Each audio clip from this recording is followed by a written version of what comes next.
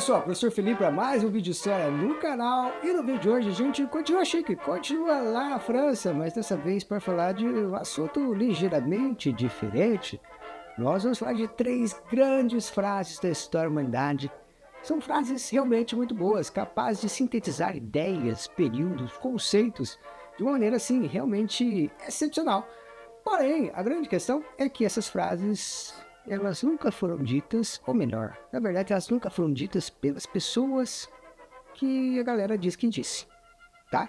Resumindo, dizem que essas frases foram ditas pelo Luís XIV, pela Maria Antonieta e pelo Voltaire, mas a grande verdade é que nenhuma dessas 3 personagens disse essas frases. Então dá pra gente dizer que elas são uma espécie aí de fake news. E como já disse o historiador norte-americano Robert Darnton, especialista em França, lá do século XVIII, na França iluminista, ele disse que a sede de notícias falsas são coisas assim, mais velha que a pedra. Como diz o caipira aqui no interior, é mais velho que andar para trás. Ou seja, já existia lá na França absolutista. E já existia até na Roma Antiga, tá? Então, notícias falsas, as famosas fake news aí, não são coisas do século XXI. Ou melhor, são do século XXI, mas são coisas inerentes à humanidade. Já me adiantei e disse que as 3 frases foram ditas em contexto da França, inclusive da França absolutista, da França iluminista e da França ali às vésperas da Revolução Francesa. Portanto, estamos falando de século XVII e século XVIII. E a primeira dessas frases é "O Estado sou eu", que teria sido dito pelo Luís XIV, o famoso Rei Sol, símbolo do absolutismo monárquico francês. Essa frase teria sido dita por ele no ano de 1655, como forma de enfrentar ali a Assembleia de Notáveis que estava perante ele. Ele queria demonstrar o seu poder, então, perante essas espécies de parlamentares da época. No entanto, os historiadores já cansaram de procurar revirar arquivos em busca dessa citação, as atas de discurso das sessões parlamentares e coisas assim, ou outros documentos, ou testemunhos da época, coisas que pudessem confirmar, ainda que indiretamente, o fato do Luís ter dito essa frase, e não encontraram nada disso. Pelo contrário, encontraram o trabalho de um outro escritor que escreveu lá no ano de 1818 sobre a França monárquica. Vamos lembrar que eles estavam no contexto da Revolução, portanto eles queriam contrapor a ideia da França revolucionária e as mudanças que ela tinha gerado em relação ao absolutismo anterior, onde todo o poder estava concentrado nas mãos dos reis. E esse trabalho tinha sido escrito por um cara chamado, vou ter que ler aqui, porque eu não guardei o nome dele, Pierre-Edouard Lemontet, tá? Esse cara, então, teria atribuído essa frase, l'état c'est moi, a Luís XIV, tá? L'état c'est moi é o Estado sou eu em francês, então, bem chique aqui, tá? Agora, veja bem que as outras frases, apesar de serem francesas também, eu não vou falar as traduções delas aqui, porque já são muito complicadas e muito mais difíceis, tá bom? Mas o fato é, então, que o Luís XIV nunca disse essa frase. Talvez, até porque ninguém tenha sugerido para ele, talvez ele aceitasse essa frase como um belo símbolo do seu poder absolutista, tá?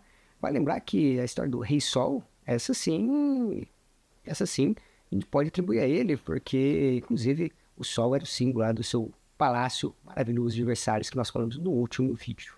E agora nós vamos para a nossa segunda frase, que teria sido dito pelo famoso filósofo francês iluminista. Essa frase teria sido pelo famoso filósofo francês iluminista François-Marie Arouet, ou mais conhecido pelo seu pseudônimo de Voltaire. O Voltaire era um filósofo iluminista que viveu alguns anos no exílio lá na Inglaterra, então teve que se ausentar da França absolutista. Ele escrevia cartas, livros, panfletos, também peças de comédia, criticando veementemente, né? Ou seja, criticava duramente tanto o poder absolutista quanto a Igreja Católica, né? A Igreja Católica era um dos alvos favoritos do Voltaire, e ele escrevia duramente contra essa instituição e acabou tendo que se ausentar da França. Afinal, a França absolutista tinha relações umbilicais com a Igreja Católica. O Voltaire era um ferrenho defensor da liberdade religiosa e da liberdade de expressão. Portanto, faz todo sentido essa frase aqui quando a gente vai estudar a obra do Voltaire. A frase é: "Posso não concordar com uma só palavra que você está dizendo, mas defenderei com a minha vida o seu direito de dizê-las." A frase realmente ela é bonita, ela é emocionante, ela sintetiza a defesa da liberdade de opinião. Mas a grande verdade é que ela nunca foi dita nem escrita pelo François-Marie Arouet ou Voltaire. Ele nunca disse isso, ele escreveu isso. Bom, mas aí você pode perguntar, e da onde surgiu essa frase, de onde que apareceu? E os historiadores já definiram como primeira menção a essa frase aqui no livro de 1906, portanto mais de 100 anos depois da morte do Voltaire. O livro é de autoria da Evelyn Beatriz Hall, tá? E resumia ali a história do pensamento de Voltaire. E vai dizer, tá, que não é simplesmente que uma fake news, ela criou uma coisa falaciosa, fantasiosa, não. De fato, era um livro com propósito educativo e temos que considerar que sim, essa frase ela tem uma capacidade sintetizadora muito boa. Mas, por outro lado, aí faz claro que o Voltaire nunca disse ela. Também nunca escreveu ela em lugar nenhum. Então, também é falso. Mas vamos deixar bem claro que essa frase ela é muito boa para sintetizar a liberdade de expressão. A terceira frase é de Maria Antonieta, a rainha que nasceu na Áustria e teve que se mudar para Paris tão cedo, tão jovem. Foi logo comprometida em um casamento com o rei Luís XVI.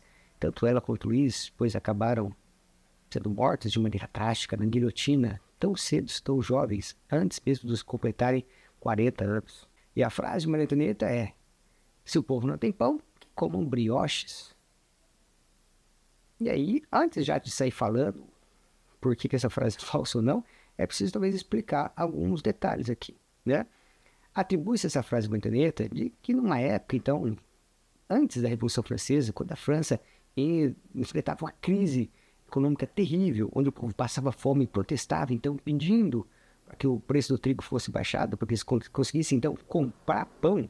Então, numa época dessas, as pessoas teriam ido a uma reunião avisar o rei, que estava na presença da rainha, falando: Luiz, o pessoal reclama que não tem o que comer, não tem dinheiro para comprar pão. E aí ela teria dito assim, mostrando toda a sua insensibilidade, aquela empáfia típica da elite, né, da pobreza. Ela teria dito: você não tem pão que come o brioche? O problema é que o brioche é um tipo de pão muito mais caro que o pão comum. E esse negócio de pão é levado bastante a sério na França, né? O pão é o alimento base deles. Eles não comem arroz como a gente come aqui todo dia. O alimento base da França é o pão base de trigo.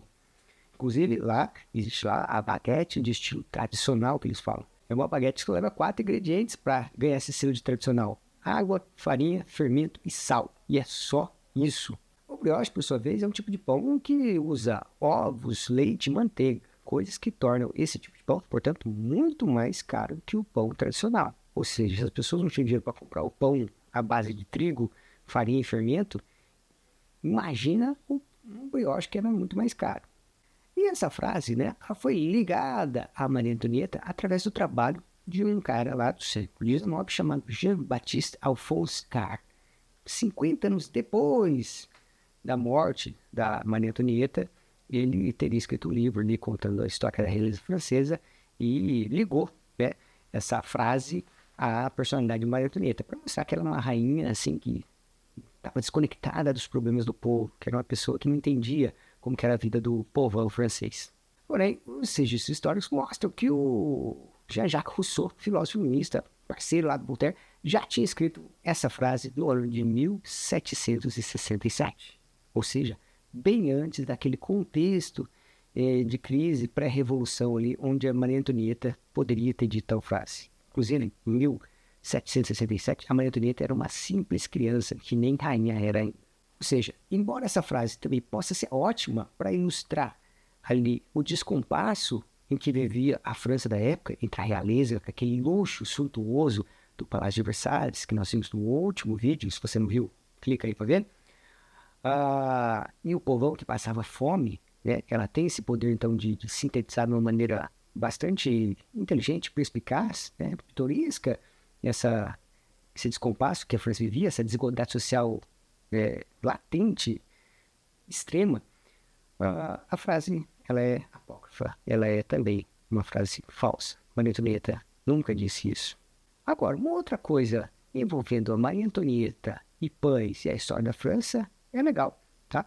Que, por exemplo, esses tipos de pães, né, como é o famoso croissant, tá? ele é chamado na França de viennoiserie, né? Ou seja, coisas de Viena, né? Coisas vindas de Viena. E a Maria Antonieta tinha vindo de Viena. Ela era uma princesa austríaca que veio para a França após ser prometida em casamento para o Luís XVI. E junto com a Maria Antonieta veio uma série de cozinheiros, todo um séquito de empregados que trazem esse costume, então, desse tipo de coisa chamada de viennoiserie.